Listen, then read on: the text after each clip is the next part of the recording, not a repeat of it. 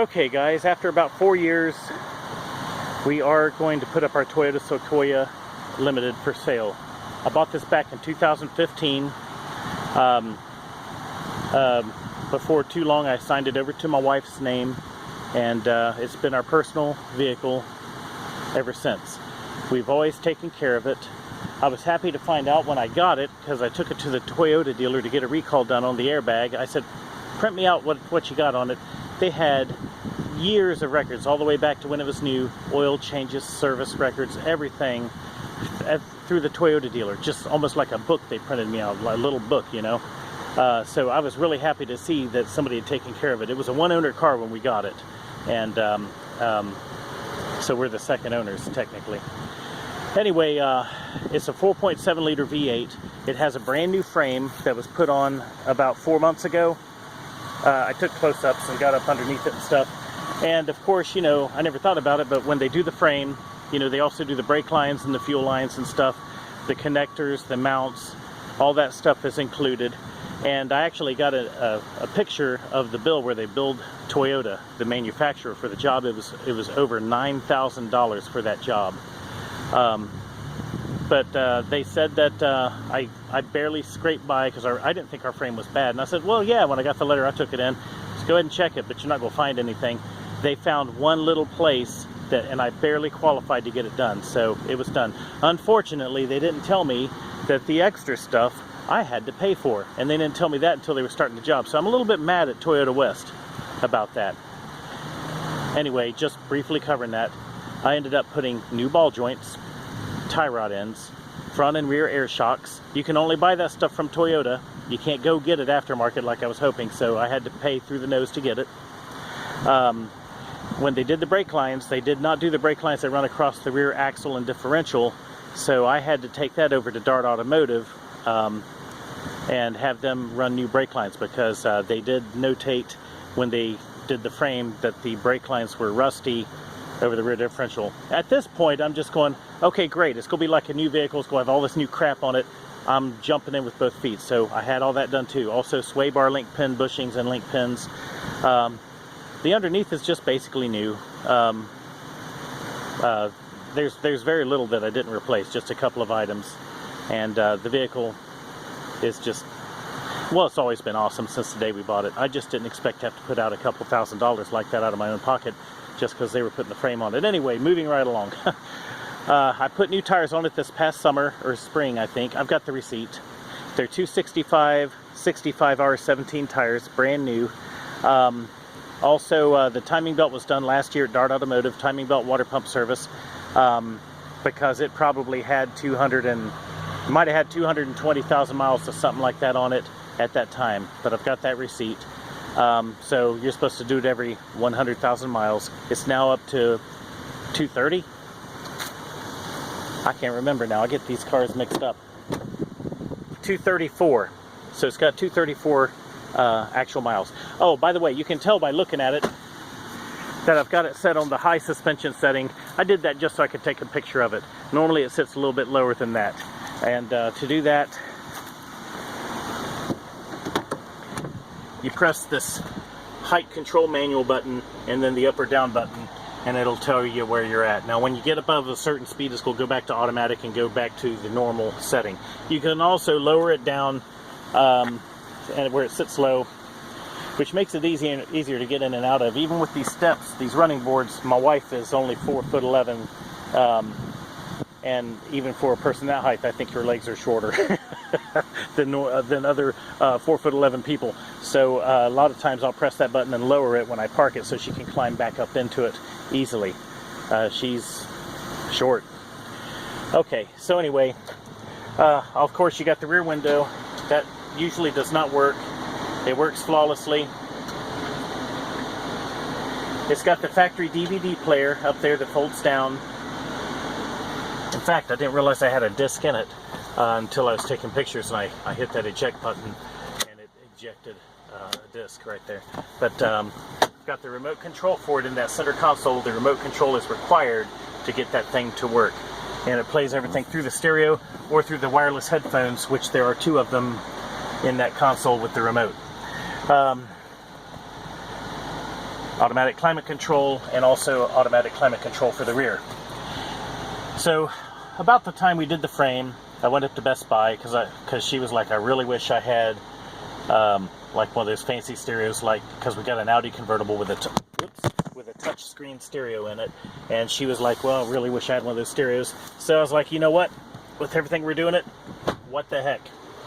So I had this Pioneer put in at Best Buy. It's Bluetooth.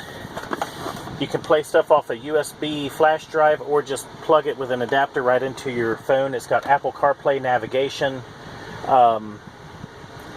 We also upgraded the speakers. I still stuck with JBL speakers, but I went to more powerful JBL speakers than stock.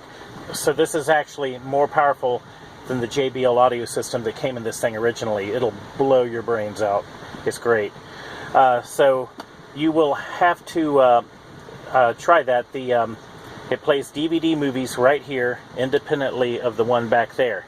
So it technically has two DVD systems in the vehicle now.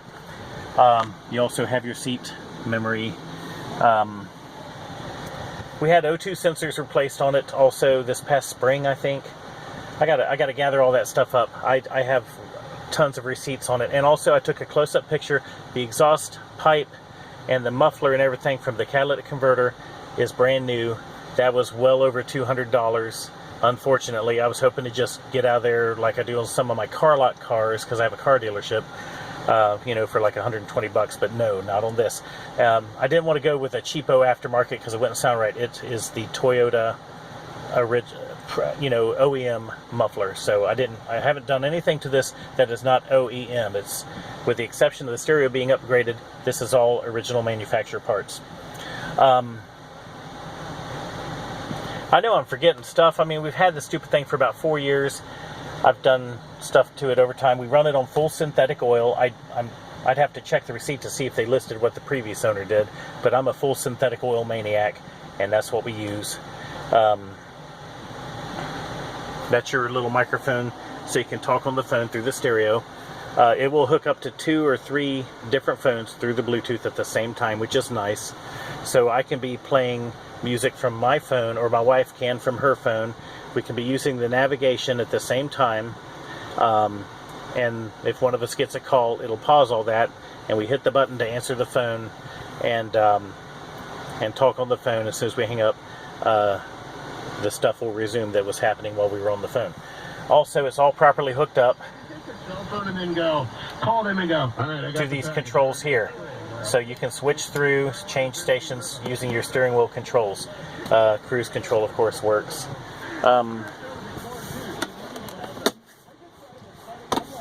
Heated seats. Books and manuals are all in there. Oh, yeah, I'm so used to it, I didn't think about it. When you open your power moonroof, it only opens halfway.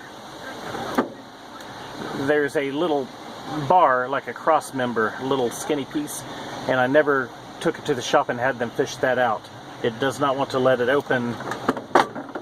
See, it doesn't want to let it open up all the way, because it kind of gets hung up, because there's a piece in there where it slides back and hits it. Anyway, let me turn this thing down. I'm going to take it for a drive.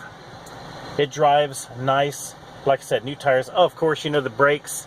And I had rotors put on this thing also when I did the brakes. Had the front rotors. Yeah, that's right.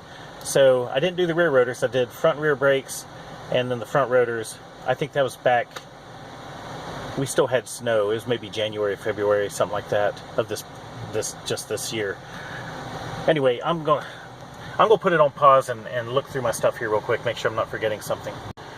Okay, well, you know, I may have already mentioned it, but here, whenever you start the car up, you have to press OK to, you know, for the stereo and everything to kick on. But the backup camera does not wait for that. When you put it in reverse, your backup camera comes up even if, here, I'll show you. I'll just show you. So, oh, by the way, we had new keys made for it too. I got several keys, but only one remote.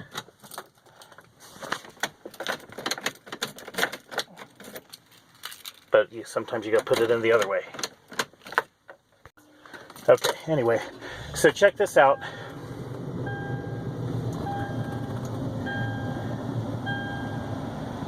Pioneer's booting up the system. Let's go. I want you to hit a button that says OK in a second. Yeah, right there. But your backup camera still kicks in and works, so you don't have to wait on that to pull out of the driveway and stuff. So you're back to OK, so you just hit that. It's a touchscreen system. So I think that's everything. I've probably forgotten some stuff, but I'm going to make copies. I'm going to go through and make copies of the receipts. I'm going to have an entire portfolio to go with this car of everything that we've done for her. Kelly is already into her new Volvo, not brand new, but new to her. It's a later model, all-wheel drive S80. I found her one of those T6 twin-turbo 6 cylinders.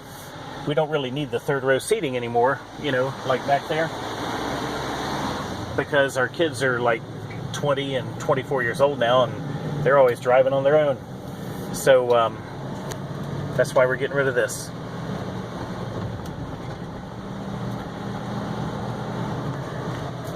Oh yeah, being a V8 too, you can tow stuff with this. I towed my boat with it a few times. I had a 454, you know, that's a 7.4 liter cuddy cabin boat, and it was a heavy boat on a dual axle trailer. It's 23 feet long, and I towed it with this thing, and this thing pulled it with no trouble at all. And what was nice, the hitch is so heavy on that boat, I'd hook it up and you'd see it press down a little bit, and then the air pump in the back for the suspension would kick on, and the vehicle would level itself perfectly. So it's great for towing. Anyway, I'm going to stop talking. I want you to hear this thing. Let me turn off that fan in the back. I want you to actually listen to the sound of the motor. I'm going to slow down and just put the pedal down. My son actually commented, because one time I floored this thing, and he says, "Well, I never heard it do that." He had no idea. But we drive pretty conservatively. I'll run about 80 or so on the freeway, but I'm never punching it. But watch this.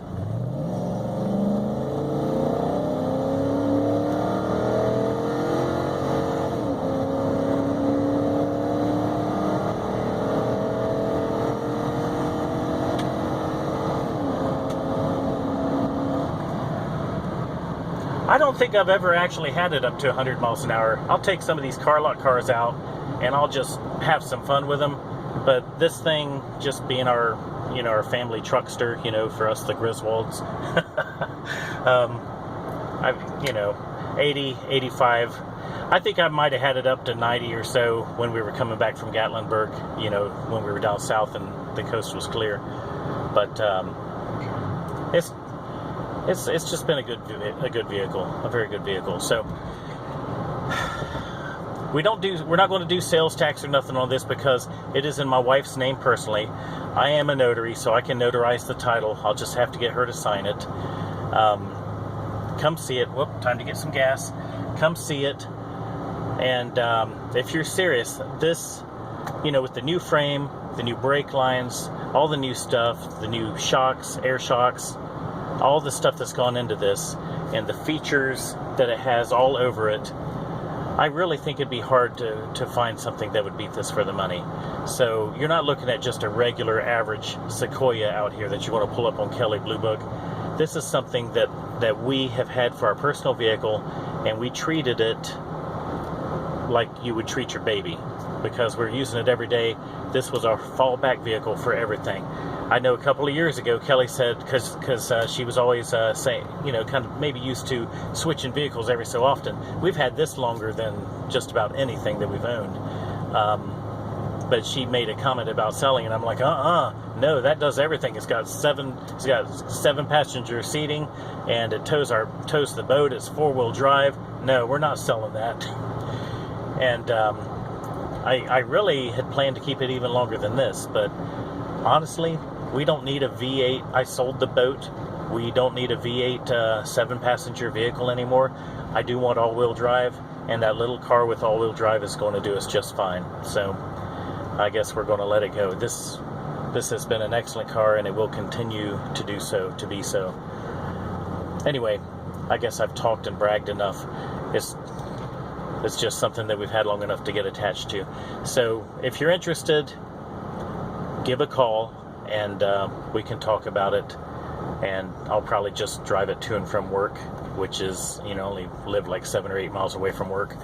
And Kelly's already into her Volvo, so it'll be here if you want to check it out.